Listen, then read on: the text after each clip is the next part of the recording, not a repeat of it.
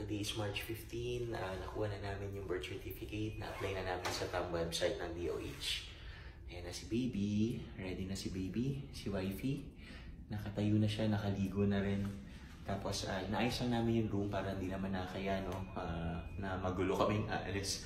So, yan. Baby, kaya lang? Yeah, ready. Ready ka na? So, si Hope na kakakain lang niya. So, yan si baby.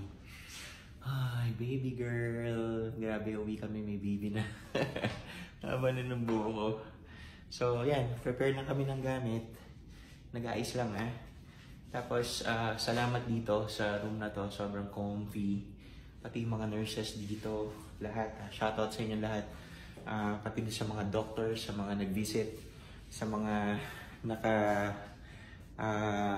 nagro-rotate na doctors dito. 24 hours. Sobrang grateful kami sa inyo lahat. What else?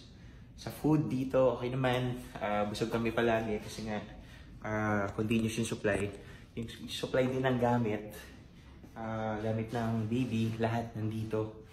Pati yung mga pads, complete. Diapers, lahat. Meron dito.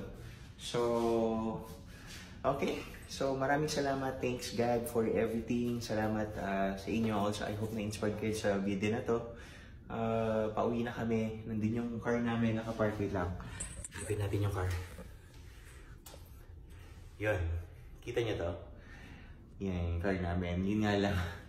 Kagabi, pinark ko siya sa may labas. Nakakalungkot lang kasi nagkaroon ako ng dent. Na-dent yung car namin. Ang laki. Parang 1 dirham yata yung size na yun. Nakakainis. Anyway, ganun talaga siguro di maiwasan kasi tingnan mo yung parking sobrang ang kipot. Ayan, tingnan mo yung nagpa-park na isa. Ayan, lumabas. Yan.